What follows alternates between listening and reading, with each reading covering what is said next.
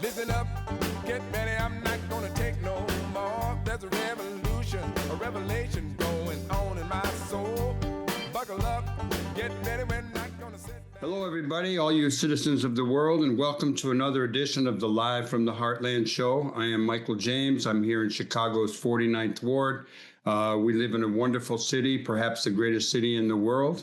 And as many of you know out there, we are under an onslaught from the President of the United States and his, I would say, goons these days. We have a complicated show today. We have an alderman who is got to rush off to do aldermanic duties and more. We have Pablo Menendez, we think, from Rome, where he is over there with a new film about his mother, the great Barbara Dane, and our regular contributor, Don Rose, wants to talk a little bit about the speech recently to military men in Washington.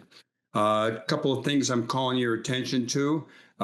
We had an interview recently with Grady Chambers, has a new book out called Great Disasters. He will be at Volumes Book Cafe, 1373 North Milwaukee at 6:30 on Saturday night this week. That's, I think, the 4th.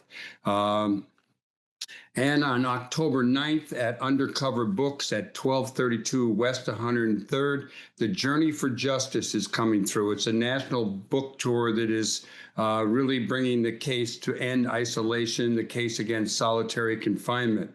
The tour's message is about an urgent need to end solitary confinement. And this tour has been going on since September 4th through October 31st. Come by again on Thursday between 10:30 and 1:30, October 9th at Undercover Books, 1232. With all that said, we'll fill in as needed, but we have a number of guests, and the first one is coming up. So a short musical break, and we will be right back.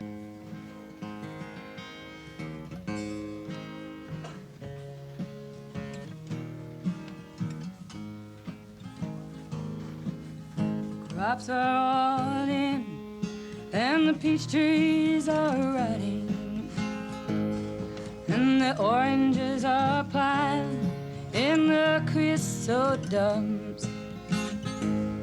Well, you're flying them back to the Mexican border to pay all their money to wait back again. Goodbye to you, Juan, and goodbye, Rosalita. Goodbye, mi amigo, Jesus and Maria. You won't have a name when you fly the big airplane. Okay, all you citizens of the world, welcome back to Live from the Heartland for the week of October 3rd, and I am really honored to have my friend, a neighboring alderman from the 40th Ward, the one and only Andre Vasquez, who is the chair of the Immigration and Refugee Rights Committee in our city council, co-chair of the Progressive Caucus, and the chair of the Latino Caucus. And I've asked him to come on to give us an update on what's going on with ICE in our city, this invasion by the federal troops, etc. He's been on the front lines down there in Bridgeview. He knows what's going on. So give us a little report, brother, and thanks for coming on. Sure. I feel like I'm on Rebel Radio out here. It's that kind of time now, right? So it is. As we've seen, and even in like the whole press piece that Trump had yesterday along with Hegseth, right? Like they're weaponizing government against their own citizens. That's what we're going through right now. And so what we've seen is federal agents that have come in now. We saw Sunday, there is about 40 or 50 of them outside of Catholic Charities over on Huron and Clark. There have been random activity that's been increasing. Right now, as I'm talking to you, they're in Albany Park, for example, and they've detained 3 people. So yeah, we've had those situations. We were at Broadview the last 2 weeks on Friday. In those, got tear gas both of those days, but over there you got about 150 to 200 people in a place meant to hold maybe 50. It's not even an entertainment center. It's an actual it's like an office building where you've got folks who are standing room only with chairs and bathrooms in the same space. I've heard that there's people who have visible head wounds and gauze around their head. They barely get meals. And so they're being held there without any due process. And as we saw last night, they've even gone into South Shore. Concern there has been they're actually in the middle of the night, came in, I don't know how many deep, look like 50 or 60, in a building that can, it's like 40 people live in, middle of the night, flashbang, breaking property or, damaging property. They didn't care if somebody was a citizen or not, Latino, Black, or whatever. We got folks that literally got handcuffed. And they said anyone's got warrants, whether you're a citizen or not, or it's getting detained. And so they're moving, it's not like fascists. It's what we're watching in real time. Are you in touch with the governor? We've talked to the different staff at different levels of government. For example, now that Broadview has more of Border Patrol and different people as opposed to just ICE agents, the violence has escalated. And there's a very real concern that as the protesters continue to show up, people could get injured or worse. And so we've been trying to identify what we should be doing in advance of Friday, which is typically when the protesters show up. Tell me a little bit about ICE downtown. For many people who were listening or watching the show saw the young fellow who was a bike rider, delivery guy. He called out ICE and then started to make a getaway, and it looked like the bike slipped and they were about to grab him, but it turned into a Keystone Cops chasing a young fellow on a bike. And that was a pretty wonderful event. And I got a little playful, and I think you'll appreciate the reference. I put the Benny Hill theme song on the background. It actually goes really well. It looks just like the end of an episode. But yeah, I mean, thankfully there's like moments of levity like that, but obviously they're picking up people, right? And so I think what we're doing is we're working to make sure our neighbors are empowered and like knowledgeable about what they can do to support our undocumented folks, right? So whether it's going to rallies to show solidarity, or doing business canvases so our businesses know what's going on. If it's doing rapid response, identifying and verifying if ICE is actually at a place and making sure we let people know so they're nowhere near the area, or providing mutual aid for people who are scared to leave their homes to go get groceries or meds, right? So we're going to host a community defense workshop town hall Saturday from 11 to 2 over at Mather High School, where folks can let us know what their capacity is and what they're interested in, and we can help kind of train them up so they're best equipped to provide support, because it's going to be necessary. I think my concern that I think is a reality is that right now it's just undocumented folks is like the first group of people to be attacked, but they're building up these systems to then attack others. How so? Well, so for example, right, I think the thing that crystallized it for me was watching the gates getting put up in front of federal buildings. But if you could imagine them being able to stage federal agents wherever, as Trump said yesterday, they want to use dangerous cities, quote unquote, as military training grounds because the enemies are from within, right? So one can imagine anyone with a certain view then becomes a target, but also our trans folks, right, who have been targets already, if in rhetoric and legislation, or women seeking reproductive health. So I think ultimately the same systems that are being built will be the same ones that will be used as the population they target grow. Is there any, what do you know about any follow-up to the killing of the young fellow out in Franklin Park, where they claim that he hit them with a car, but the video shows otherwise? Yeah, I mean, part of the real concern is, and this is a question we should all be asking ourselves and are asking ourselves, is how does one hold the federal government accountable, right? What does oversight look like in that scenario, especially when you're talking about an administration that seems to be fully behind that kind of activity? So we don't really know the next steps. As you stated, initially when it happened, we were being told in reports that an ICE agent was run over by a car, that they were dragged by the car, and that's why they killed Silverio.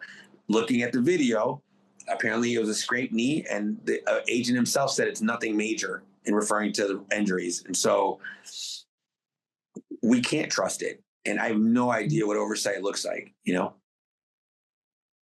Andre Vasquez, tell us one more time about your event this Saturday, which I think is the 4th of October. Yes. So Saturday, October 4th, it's the 40th Ward Icebreakers Community Defense Workshop. It's 11 a.m. to 2 p.m. The address is 5835 North Lincoln. And we have a form where people can fill out to RSVP. It's bit.ly/, and then in all caps, RSVP CDW. And so you fill that out, you let us know what you're interested in, and we can help. Mm-hmm. One more time, give them that email. Yeah, it is bit.ly/RSVP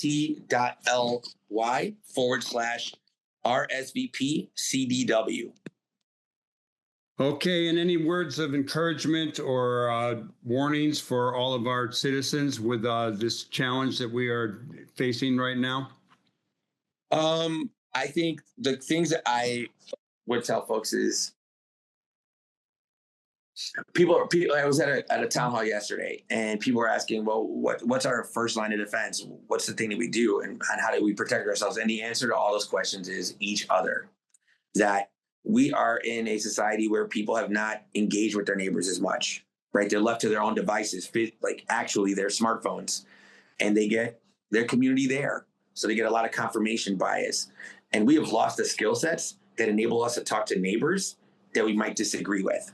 And if we don't know how to do that, we're not going to solve this, because people, when they feel isolated and alone and disenfranchised and screwed by their own government, then fall into these narratives. We received a dead rat and a note in front of our office a couple of weeks ago.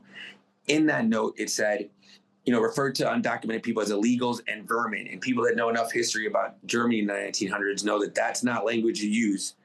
But it stated, ICE should do their job. Let's get them out of the country so our taxes can get lowered. That lets you know that the person is not informed enough, and they think their taxes would be lowered by something like this. So we're not doing a good enough job engaging with each other. Government's not educating people. And I think it's leading to these problems. So the way you solve it is by building community. It is by knowing your neighbor. It's by developing these networks we're working on. And I do believe we'll endure. I think if we communicate and we do that, but we also have to get people engaged enough in the electoral process to make sure that we're making the changes that are necessary. And I think at root, and this is going to sound very Bernie-ish or AOC-ish, or Mamdani-ish, I guess, is that the billionaires in the top 0.1%, because they've hoarded all this wealth and they've not taken care of people who are poor and need the help, has led to people who are poor in need of help. They don't trust government. They don't engage in government. And now they think that someone else is the one causing it. And if we had provided services, if we had gotten rid of college loans, provided healthcare, provided jobs that are stable, you don't get this kind of unrest and you don't get this kind of disenfranchisement of like our democratic system. And so to rebuild it, we need to rebuild our own relationships with each other. And I think we will do that. I think we're kind of on our back heels, but sometimes when you're under attack, you're forced to come together. And I have faith and hope in us to be able to do that. Well, I want to thank you for all the work that you're doing. And I appreciate the work that you're doing. And we'll have you back on with another report as soon as we can get you. And I appreciate you all. Like I said, Rebel Radio, it's how people learn. And so you let me know. Thank you so much. All right, Andre Vasquez. And everyone else, stay tuned. We're going to take a very short musical break, and we'll be back with another guest.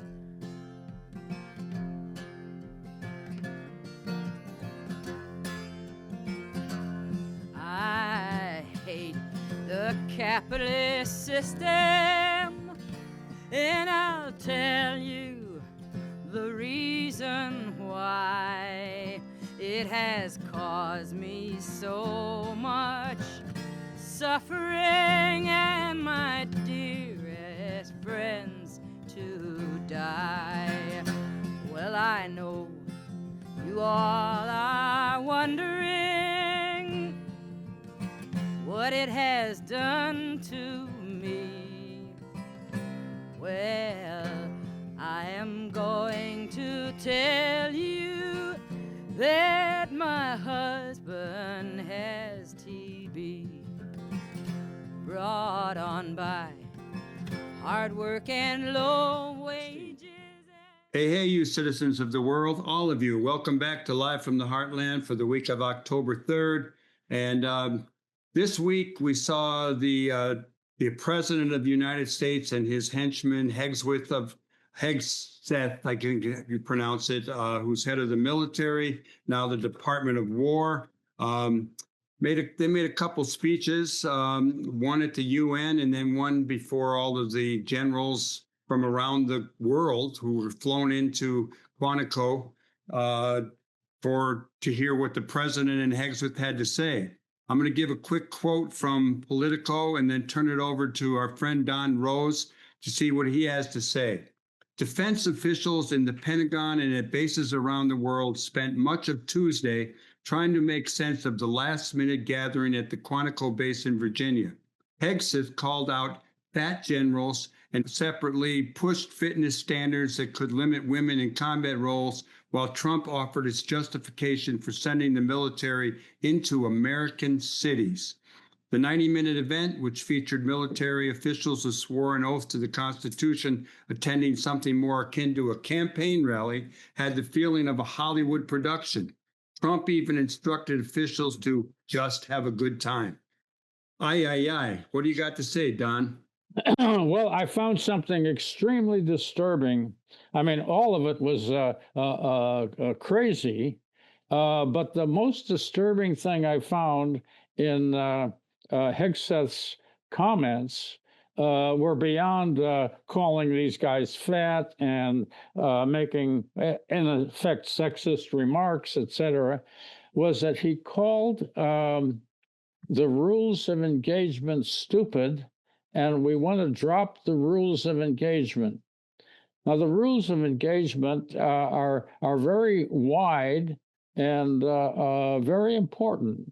They involve things like not murdering prisoners of war. Another rule of engagement is not to use poison gas.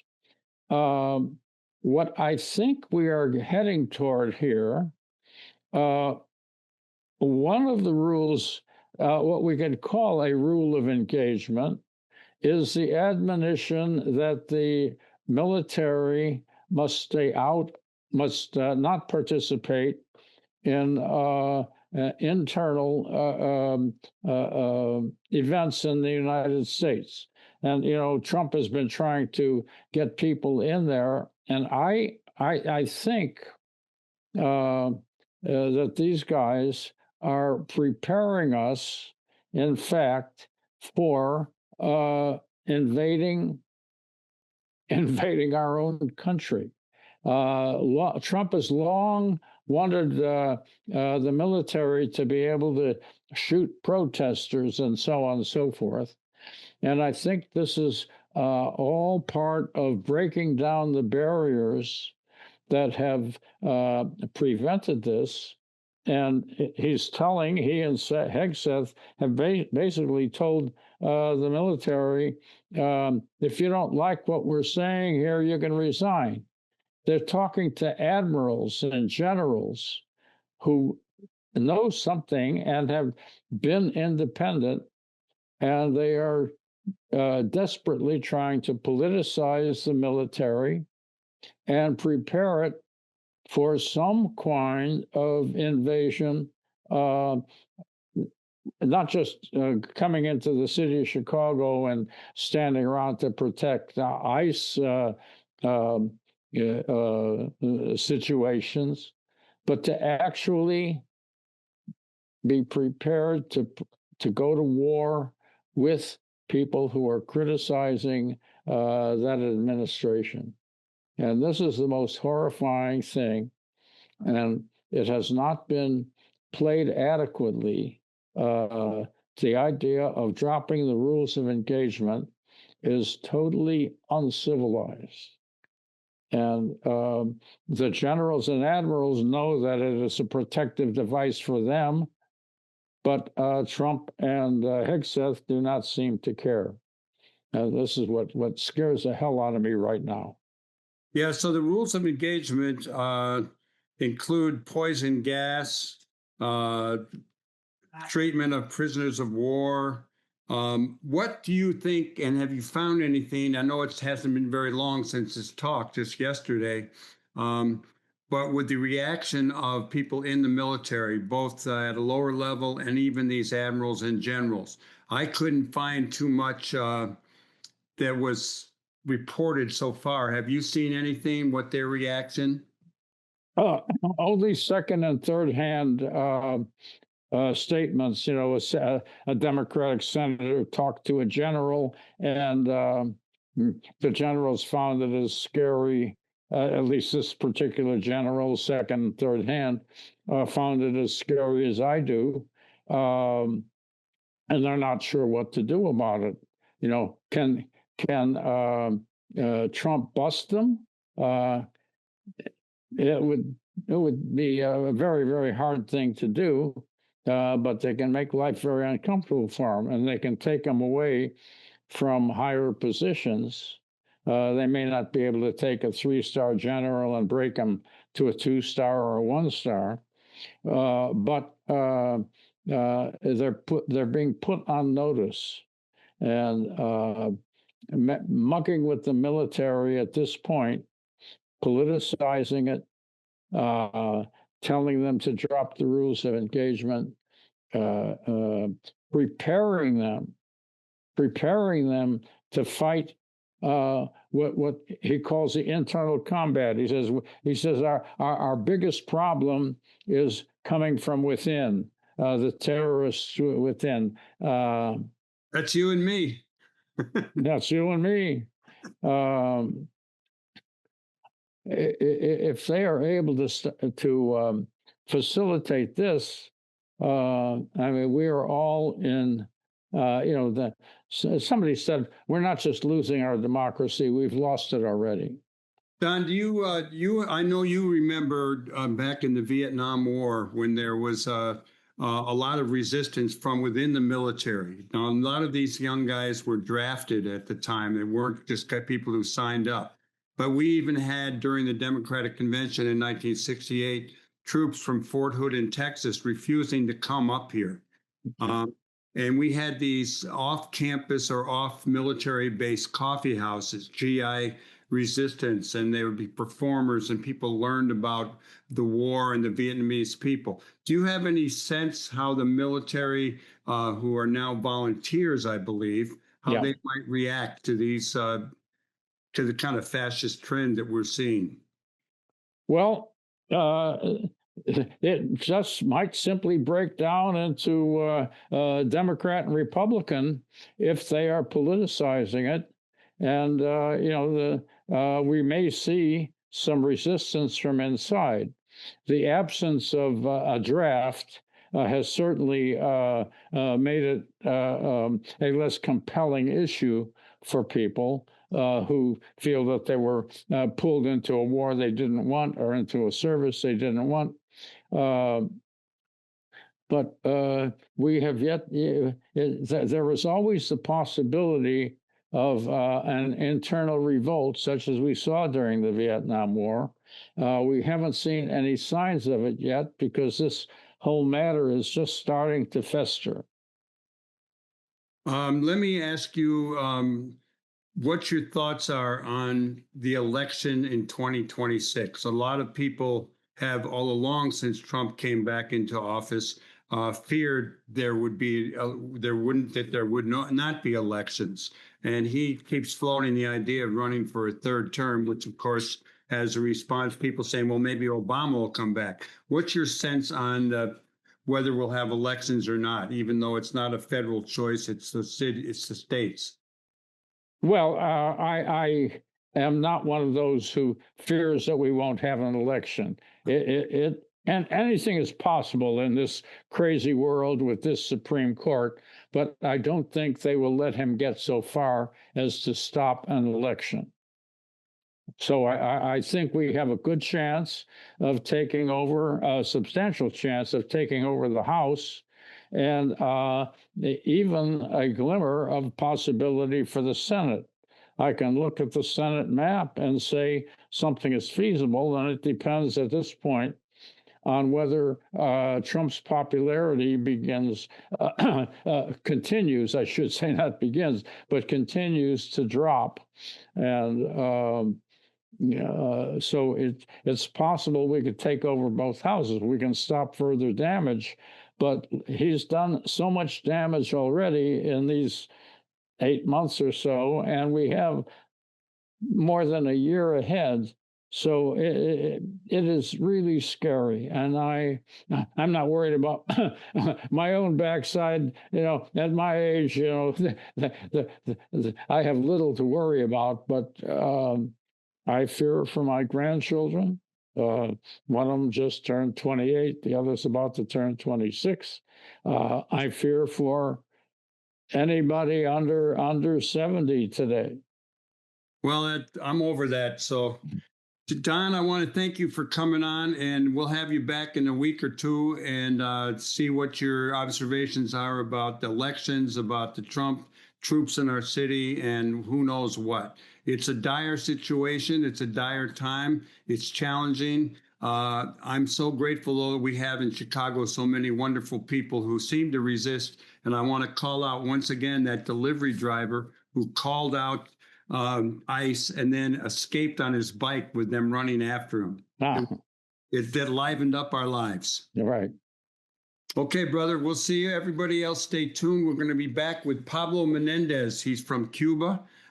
His mother was Barbara Dane. There's a new movie about her. He's right now in Rome, where the movie is actually showing, while we'll be doing an interview with him. I'll be right back here on the left end of your dial or wherever you're getting the Live from the Heartland show.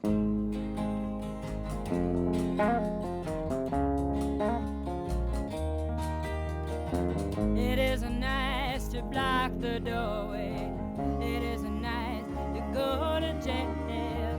There are nicer ways to do it, but the nice ways always fail. It isn't nice, it isn't nice. You told us once, you told us twice. Well, if that's freedom's price, we don't mind. Oh, oh, oh, oh. We don't mind.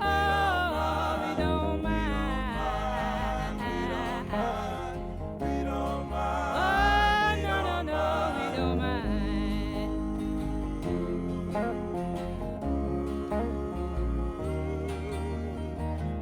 It isn't nice to dump the groceries or to sleep in a Okay. Welcome back to Live from the Heartland for the week of October 3rd. And I am still Michael James in Chicago's very blue 49th Ward.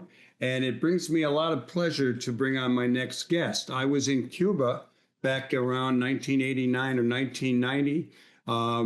And I was there on a baseball and music tour with journalists, and we had traveled around the island a bit. And we were at the National Auditorium. I'm not sure if that's the correct name. And a fellow who came to be known when he lived in Chicago later as El Cubano said, "You should go see Pablo Menendez and the band Mezcla." And I was too late to this outdoor location a few days later where they had played, but I met Pablo. And back in the days of the Heartland Cafe, I was honored to have brought the Cuban band led by Pablo Menendez, Mezcla, to Chicago. And we did it during various Democratic presidencies. We couldn't bring them in during Bush, but some of the regular listeners to the show will remember Mezcla and the wonderful times we had with them. Recently, I got an email from a woman named Maureen Gosling announcing the showing of a film about Pablo's mother, Barbara Dane. And that film is being shown in Chicago on Sunday the 5th. I'll give you the details at the end down at the University of Chicago. And I got a hold of Pablo, who happens to be in Italy at the moment, showing the film as we record this. So hello to you, Pablo Menendez, and tell us what you're doing in Italy. Okay, well, buenas noches a todo el mundo. Yo no sé quién ve esto, pero de todas formas, pienso que es muy bueno que vean todo lo que vamos a decir es algo que no vas a ver en ningún otro lado. This is the only place you're going to hear it. straight from the horse's mouth. I mean, Pablo's mouth. Anyway, we did a thing in Havana with some blues musicians from Rome, Italy, that came to show their solidarity. We did a little concert there together, and they invited me to a blues festival here in Rome. And so it turns out that they didn't have enough money for the whole band to come on. I had come on my own, and I decided, well, since I'd played with them in Havana, they could play with them here, and we got together, and it sounds really great. So we're playing a blues festival, and then also some friends of many years back from friends of my mother, Barbara Dane, decided that I should continue a kind of a tradition that I've been doing since my mother passed, of doing a tribute concert to Barbara Dane. And it turns out that we said, well, besides you, let me see, local people. Turns out that there's just an amazing amount of people here that really have Barbara Dane as one of the cultural icons of, the true culture of the United States. I think, like the United States, she should be a household name. And one of the reasons for seeing this film is that you can see about why she isn't. But I was just telling the audience here that the last time I was with her on her birthday, visiting from Cuba, I was visiting her in Oakland, and it was on her birthday. So I turned on the TV and watched a little bit of Democracy Now! Amy Goodman was starting off the day by saying, today is the birthday of one of the great artists of the United States of all times, Barbara Dane. And for me, this is, it kind of impacted me because I've known her all my life. She was my mother. So, I knew that she was great. She was one of the first white me at some of the downtown clubs, but she used to go after she would do her show with a backup band that was like Memphis Slim and Willie Dixon. And then she would go and sit in with the Muddy Waters band, and Muddy would sit at the bar and say, hey, you go and take over the show, and he would watch her sing. So I'm talking about, in the late 50s, early 60s, it's very unusual because most white people didn't know that blues existed. So that's, one of the things that ties her to Chicago and things like that. She was also she was the first public person from the United States to defy the State Department ban on travel to Cuba. So in that sense, sometimes I heard somebody say she was the Rosa Parks of going to Cuba, because she didn't know if, when she got back to the United States, was J. Edgar Hoover going to be waiting for her at the airport with handcuffs. But the United States was very, very tied up at the moment because there was rebellions happening in a lot of the major cities of the United States, and there was also a huge, almost unanimous opposition to the U.S. involvement or invasion in the Southeast Asia area around the country of Vietnam. And, excuse me, but I refuse to say the war in Vietnam, because if there's a war, you have to have two people that are fighting each other. And no Vietnamese threw a rock at the United States ever. They were defending their country from a U.S. invasion. And together with the people of the United States, they were able to be victorious once again, after beating the French, after beating the Japanese, and then they beat in U.S. imperialism too, together with the people of the United States who also fought against that imperialist invasion. But anyway, Barbara was the first public person to defy the State Department travel, and she became a symbol of the friendship between the people of Cuba and the people of the United States. And one of the things that she did was to look at the situation of young people in Cuba and the young people in the United States. Everybody in the world knew what was happening in the United States because young people there were all excited about trying to change the world. So they grew their hair long and did everything as try to be not as the 1950s USA was, as possible, to try to, fight against racism, to fight against war. And But a lot of it was, like growing your hair long or smoking marijuana or something like that. That kind of like not changing the world that much.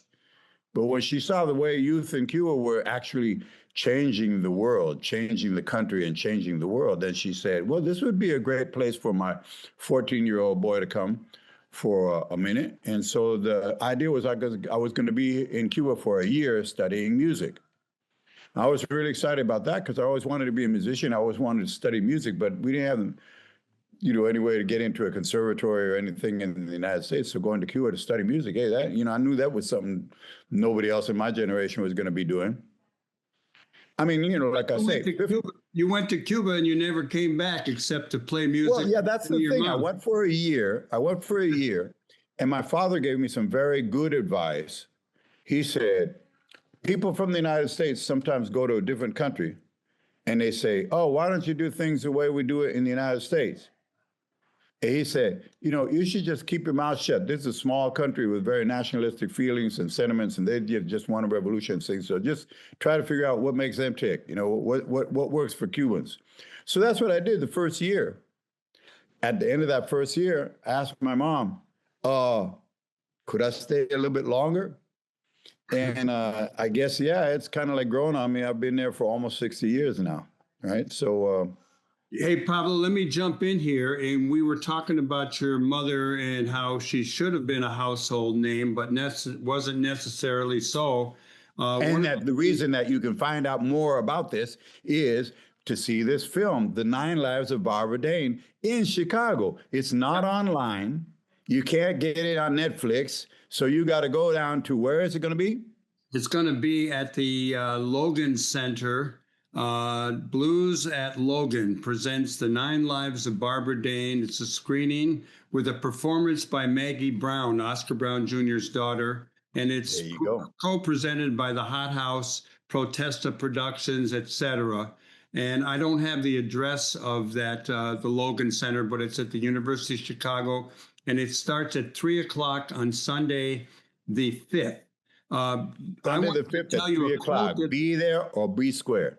It's pretty filled up. I did see, you can go online and find it, but one of the things your mother said that she had a big mouth on race.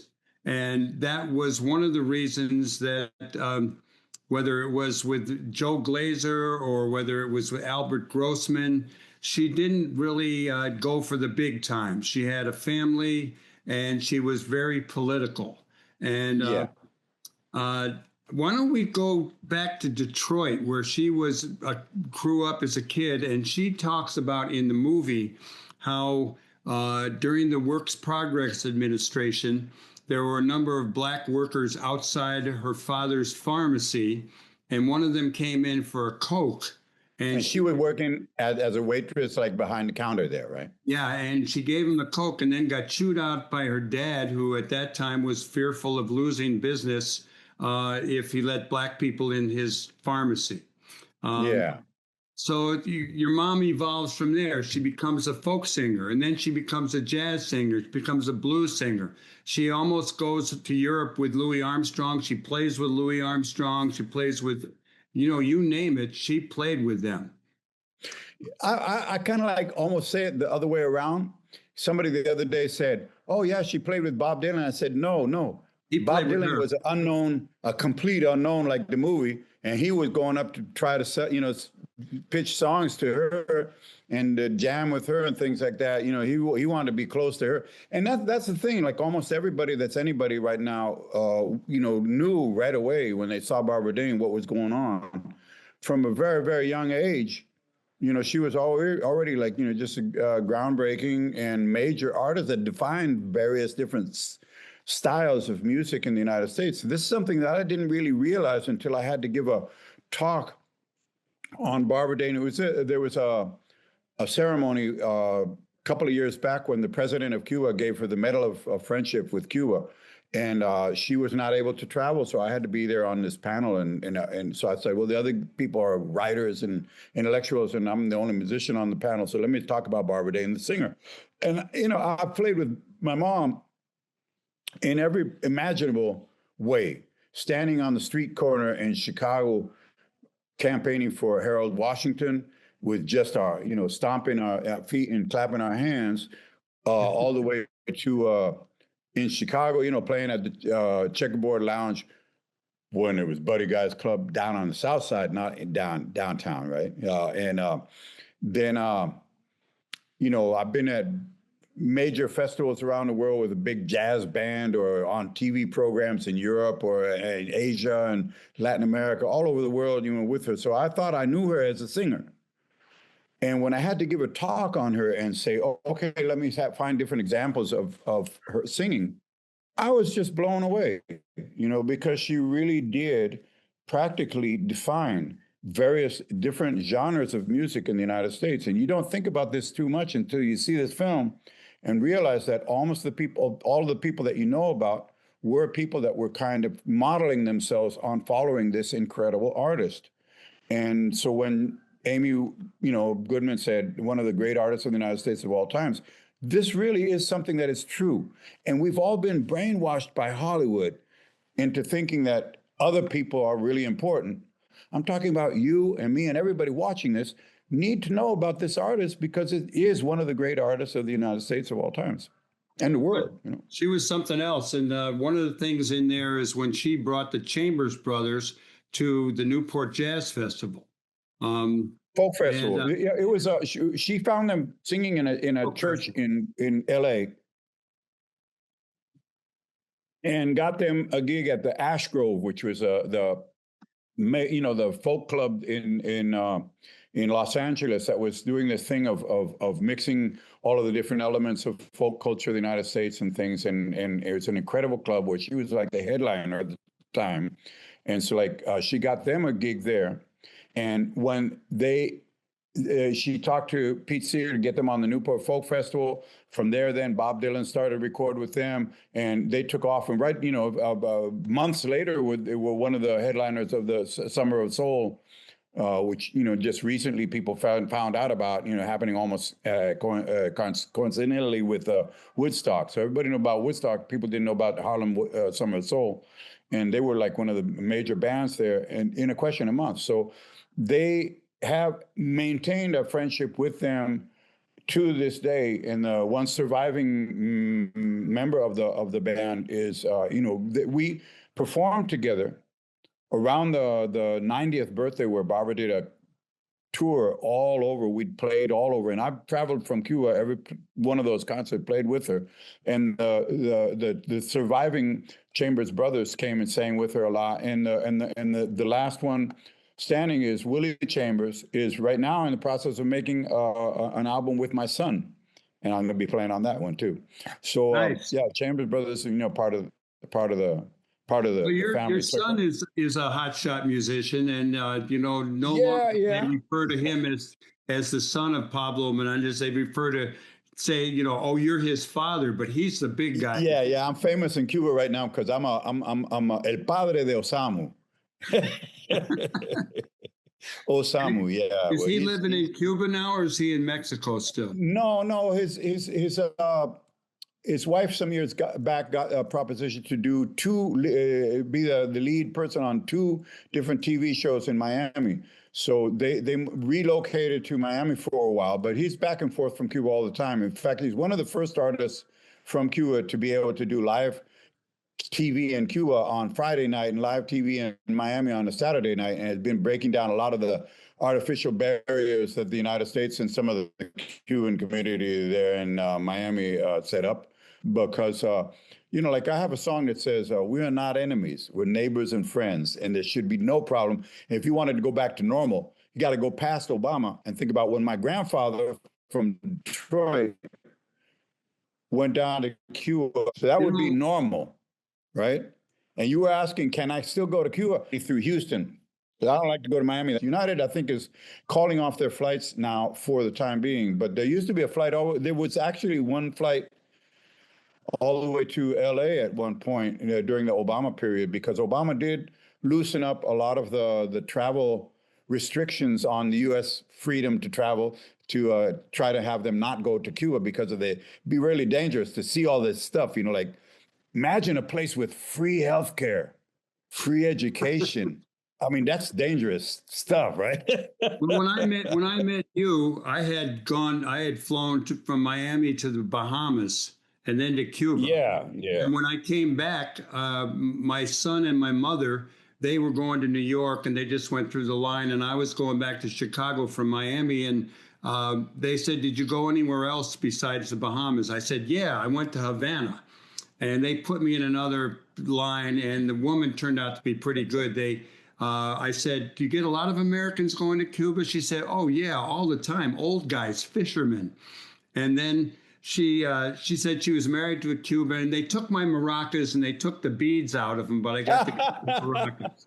But that was it. Let me ask you if you remember your mom ever talking about going to Mississippi, because she was down there. Bob Moses or Bob Paris, he had different names, but who was a real inspirational guy, one of my heroes from the civil rights days.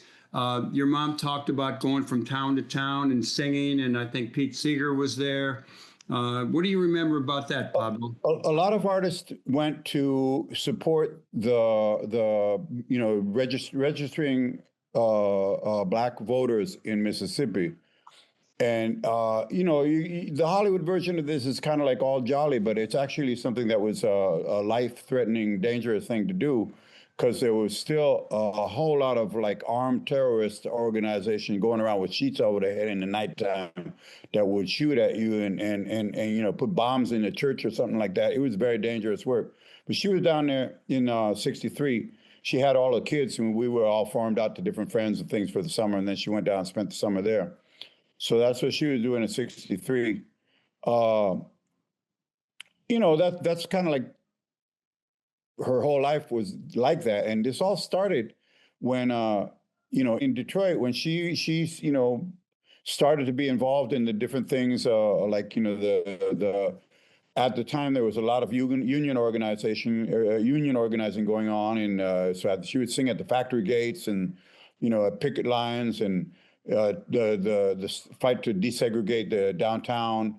All of this is in the movies, because, like I say, the movie is called The 9 Lives of Barbara Dane. I wanted to ask you a little bit was we saw a lot of musicians be very supportive of the civil rights struggle, and one of the things in the movie your mother talked about is when she, on behalf of the Cubans, invited a lot of musicians to come to Cuba, and then none of them did.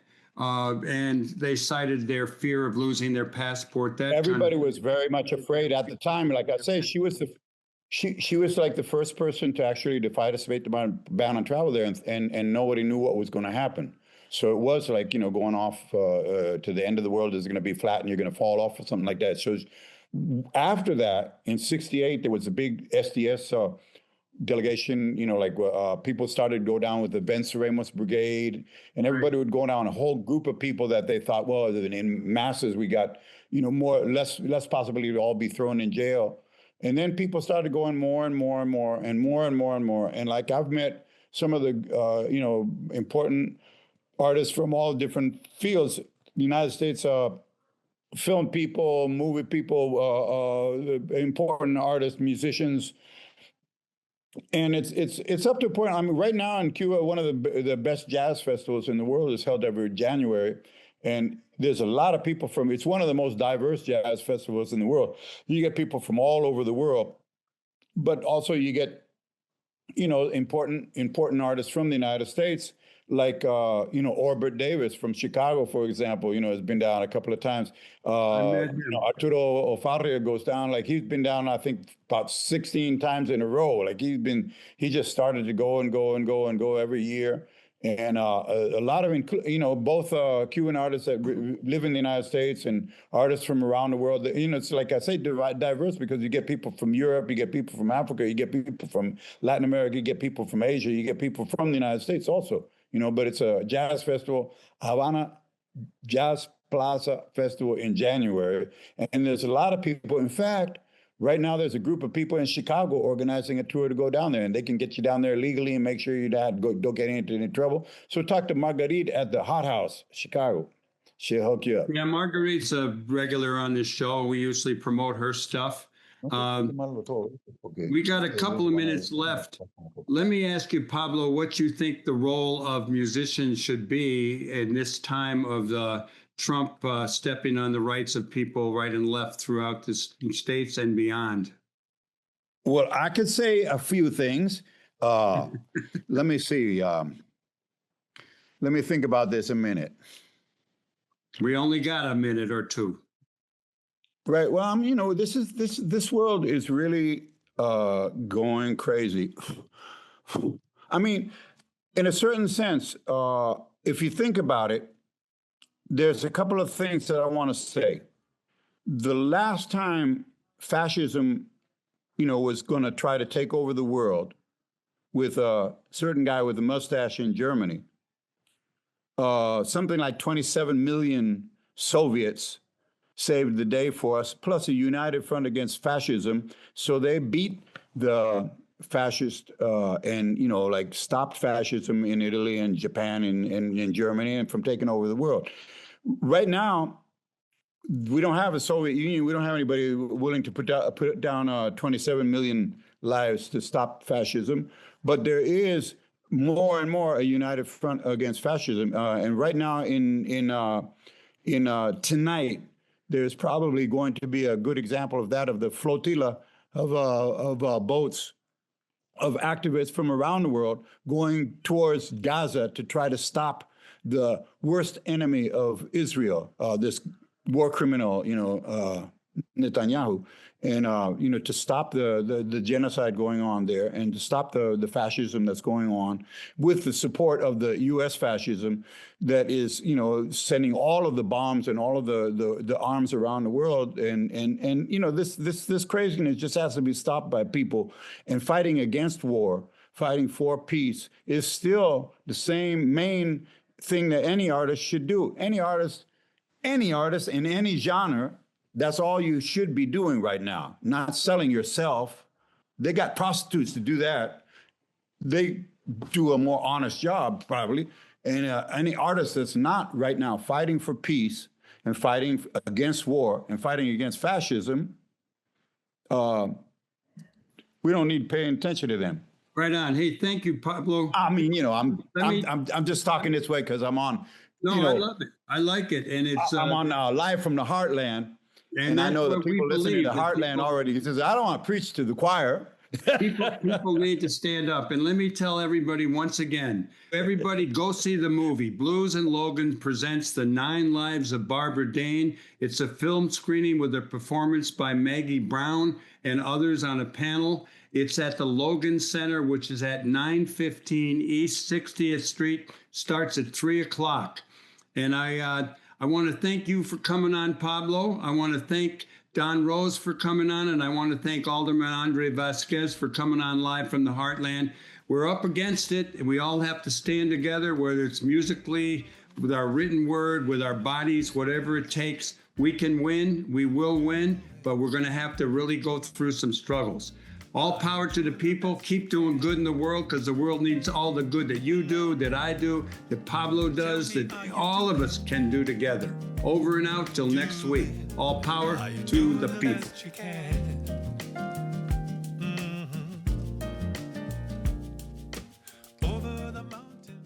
Thank you for watching the Live from the Heartland show.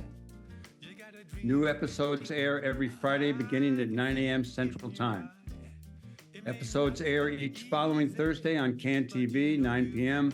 in Sweet Home Chicago on Channel 21, or streaming everywhere else at cantv.org. Audio episodes go live on WLUW each Saturday, 9 a.m.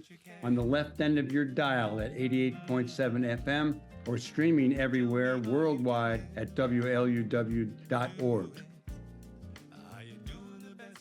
They're available on Apple and Spotify podcasts by looking up Live from the Heartland on either platform, and are also broadcast on Lumpen Radio each Friday at 9 a.m. on 105.5 FM and streaming at lumpenradio.com. I'm Michael James, and I'm glad to have been your host. Until next time, remember, do good in the world, because the world needs all the good that you do, that I do, that we do together. All power to the people. Over and out. Come to limb. Are you doing the best you can? Tell me, are you doing